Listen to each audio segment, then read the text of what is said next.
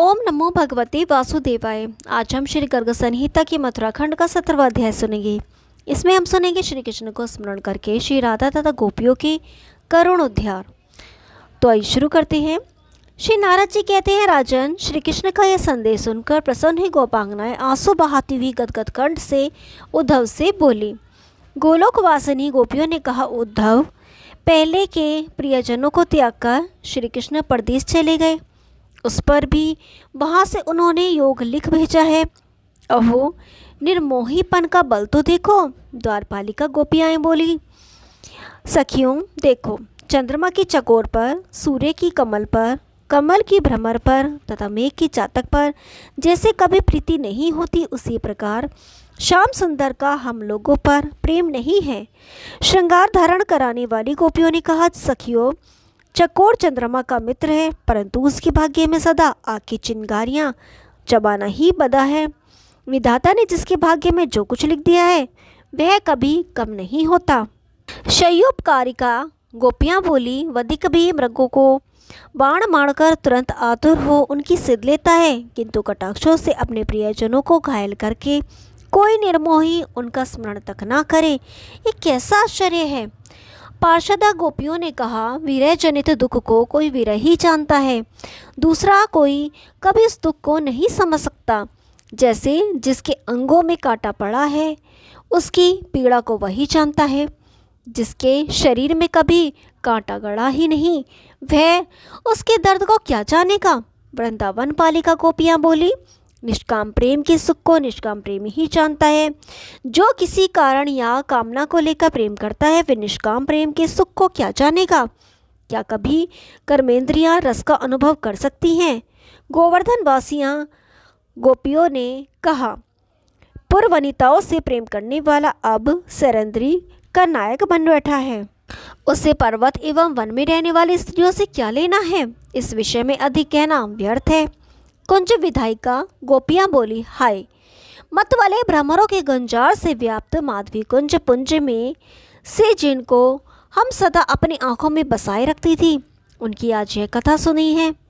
निकुंज वासिनी गोपियों ने कहा, वृंदावन में मत वाले भ्रमरों के समुदाय से युक्त यमुना तटवर्ती कदम कुंज में धीरे धीरे बलराम, ग्वालबाल और गोधन के साथ विचरते हुए नंदनंदन हम भजन करती थी।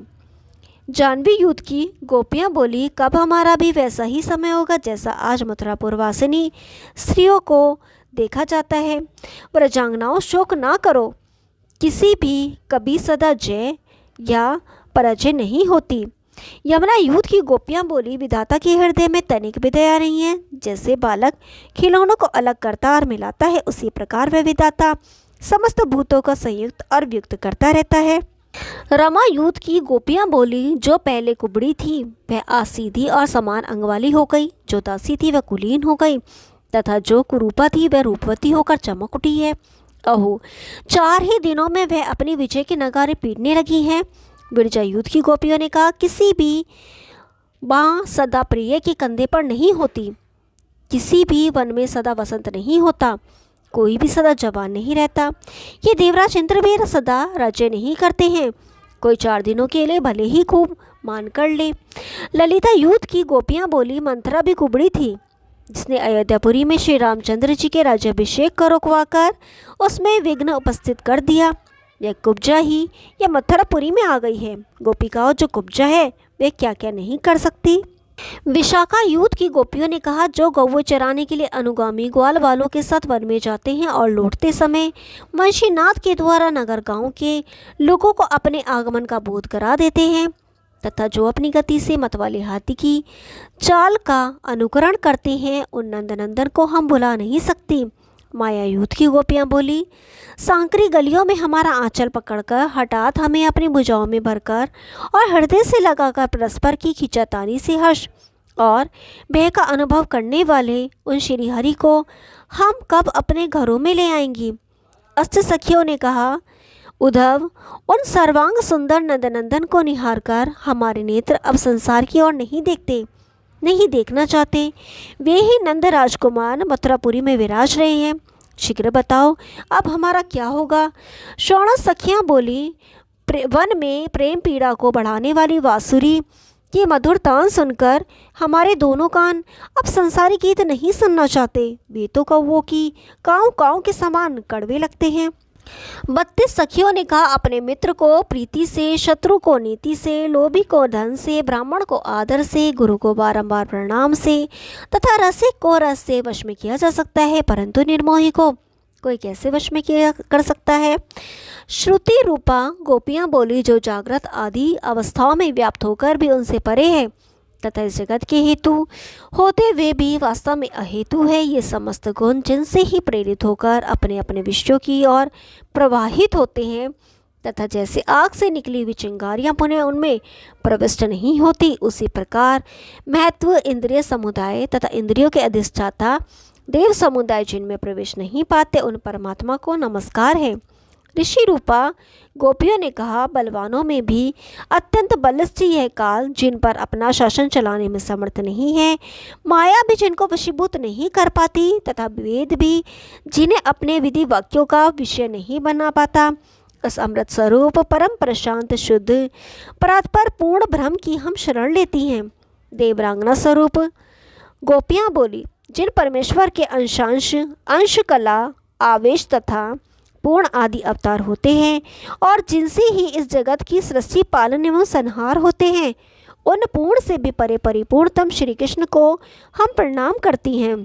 यज्ञ सीता रूपा गोपियों ने कहा, हे श्याम सुंदर, निकुंज लतिकाओं के लिए कुसुमाकार है, श्री राधा के हृदय तथा कंठ को विभूषित करने वाले हार हैं, श्री रास मंडल के अधिपति हैं, ब्रजमंडल के ईश्वर हैं तथा समस्त ब्रह्मांडों की महिमंडल का परिपालन करने वाले हैं। रमा वैकुंठ वासिनी गोपियाँ बोली, जिन्होंने समस्त गोपी यूथ को अलंकृत किया, अपने चरण रस से वृंदावन तथा गिरिराज गोवर्धन को विभूषित किया तथा जो संपूर्ण लोकों के अभ्युदय के लिए इस भूमंडल पर आविर्भूत हुए, उन नागराज के समान परिपुष्ट भुजा वाले अनंत लीला विलासशाली श्री श्याम सुंदर का हम भजन करते हैं। श्वेतदीप की सखियों ने कहा, जैसे बालक कुकुर मुत्ते को बिना श्रम के उठा लेता है और जैसे गजराज अपनी सूंड से अनायास ही कमल को उठा लेता है, उसी प्रकार जिन्होंने खिलवाड़ में ही पर्वत को एक हाथ से उठाकर अद्भुत शोभा प्राप्त की, वे कृपा निधान श्री ब्रज राजनंदन हमें कभी विस्मृत नहीं होते। उधर वैकुंठ वासिनियाँ गोपियाँ बोली, हमारी श्याम वर्णमयी आँखें सारे जगत को शाम में ही देखती हैं, इन्हें द्वैत तो दिखता ही नहीं, फिर ये योग का सेवन क्या करेंगी।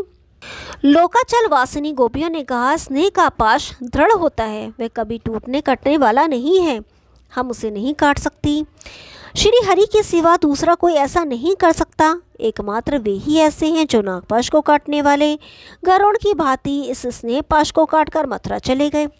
अजित पदापश्रिता गोपियाँ बोली, हमारे दोनों नेत्र श्री कृष्ण में लग गए हैं, वे दसों दिशाओं में दौड़ लगाने पर भी अन्यत्र कहीं उसी प्रकार नहीं टिक पाते, जैसे कमल से जिसकी लगन लगी है वह भ्रमर अन्य फूलों पर कदापि नहीं जाता।